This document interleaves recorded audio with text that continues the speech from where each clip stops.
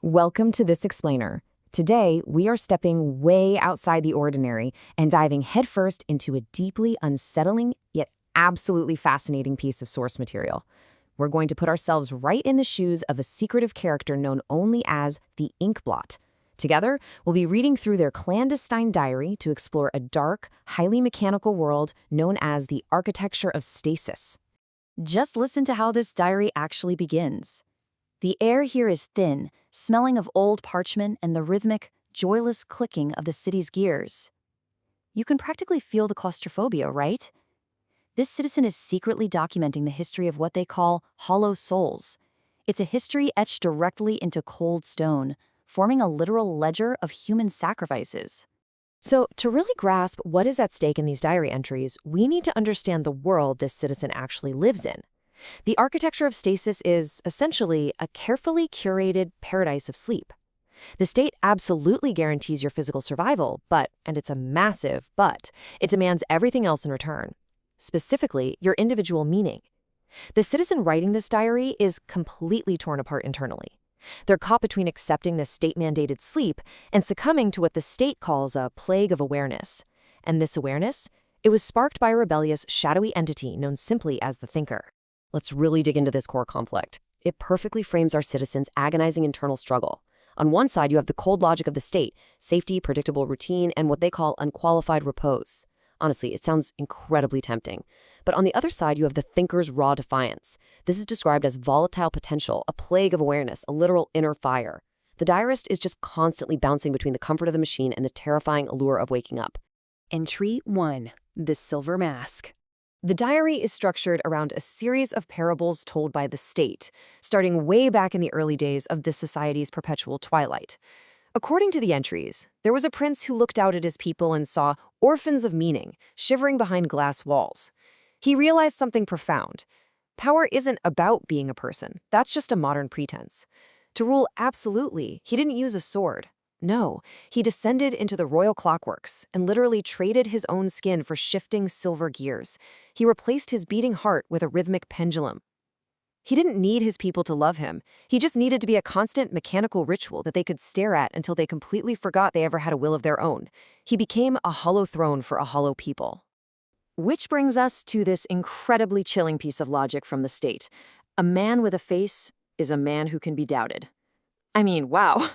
Absolute rule in the architecture of stasis requires stripping away every single trace of humanity and individuality. If the ruler is just a machine, the sleepers, the citizens, have nothing human to question, no flaws to exploit. They just submit to the rhythm. But wait, the diary isn't just a megaphone for state propaganda. Scratched wildly into the margins, the citizen has recorded the Thinker's direct challenges. The Thinker interrupts this cold, calculated narrative with raw defiance, calling out to that hollow ruler, "You are a plague of awareness, pure, volatile potential." The Thinker absolutely refuses to be tallied up in this mechanical ledger, entirely rejecting the idea that human beings should ever be reduced to mere gears in a clockwork kingdom. Entry 2. The Court of Cogs.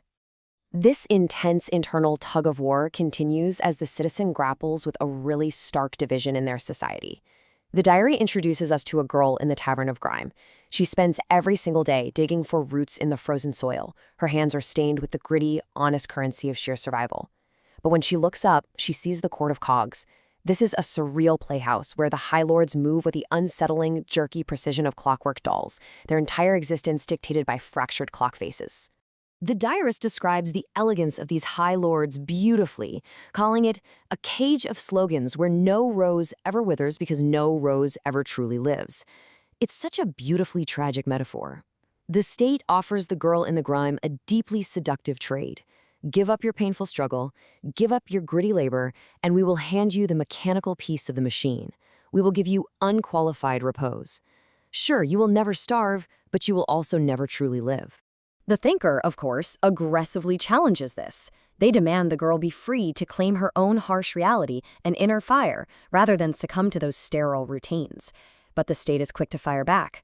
The architect of this society asks the Thinker, "You would have her keep the grime? Which of us is the monster?"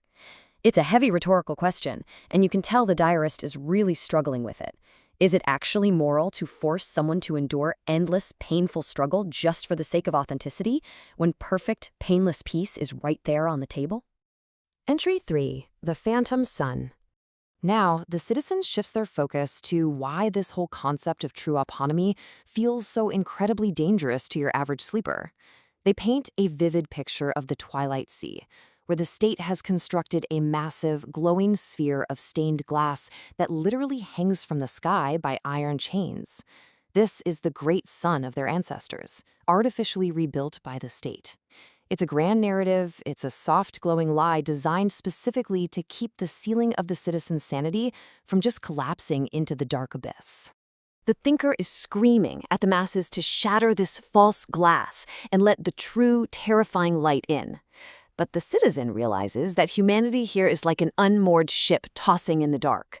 They pray to this fake, stained glass sun because they simply cannot bear the blinding, terrifying noonday glare of absolute freedom. If the thinker succeeds in smashing this glass sun with their individual truth, it won't liberate the sleepers. It will just drown them in the dark. The diary notes, rather bleakly, that offering autonomy to these people is essentially offering them suicide in a world where the gods have retreated. This brings us to a crucial, emotional outburst scribbled right in the diary's margins. The citizen writes directly to the thinker, "Your inner certainty is a luxury of the strong, but a death sentence for the weak." The diarist is really calling out the arrogance of the rebellion here.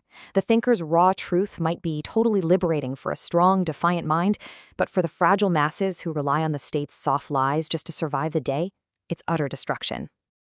Entry 4. The Static Rose. This final recorded parable explores the ultimate psychological architecture designed by the state to keep chaos permanently locked away. Imagine the scene the citizen describes. A massive greenhouse made of frosted glass. Inside, there are millions of pale, completely uniform roses. They have been entirely stripped of their thorns and are fed relentlessly by iron pipes pumping a thick, gray liquid. They never scream. They are perfectly pacified. The blood of struggle has been completely drained from their veins, so they can be kept completely safe from the chaos of the outside world. But the thinker refuses to accept this sterile garden. The thinker demands individuation. They want to bring thorns back into this pacified space, demanding that the citizens endure what the state considers entirely unnecessary suffering. The diary notes that growing a thorned rose in this sterile greenhouse tears up the very foundation of their society. It forces the sleepers to face their inner darkness and risk absolute madness just for the chance to find genuine strength. Let's think about the thinker's unapologetic stance on this for a second. The thinker boldly claims the right to struggle, the right to bleed, and the right to face that inner darkness. They believe that without risking madness, you can never, ever truly be strong. You can only ever be a pale, thornless rose drinking gray liquid from an iron pipe. Final entry, the price of freedom. The citizen, our ink blot, has finally hit their breaking point. They are forced to weigh the massive, heavy consequences of the thinker's rebellion against the suffocating submission demanded by the state. And the diary lays out a literal ledger of sacrifices. Just listen to these trade-offs. They trade a human face for a constant mechanical ritual. They trade honest, gritty labor for unqualified repose. They trade absolute freedom for a safe, false horizon. And they trade the thorns of struggle for perfect pacification. When you hear it laid out like that, the terrifying efficiency of the architecture of stasis is completely undeniable. But the architect of the state leaves the citizen with one final chilling promise regarding the thinker's rebellion. The state says they don't even need to break the rebels. They just need to wait. They're waiting for what they call the ultimate stain of the void. This is the terrifying realization that when you finally achieve total, absolute freedom and self-mastery, the universe simply does not care. It offers absolutely no applause. And when that existential dread finally sets in, the state promises that the rebellious will return, crawl onto the iron floor, and beg for the comforting shade of the state's slogans once again. We close the diary of the inkblot on this haunting dilemma. We've seen the cost of a society built on gears and slogans, and we've seen the terrifying abyss of absolute autonomy. So I'm going to leave you to grapple with the exact same question that tormented our diarist. Which is the true monster? The machine that completely numbs you, or the absolute freedom that threatens to destroy you? Really think about it. Thanks for joining me on this explainer, and I'll see you next time.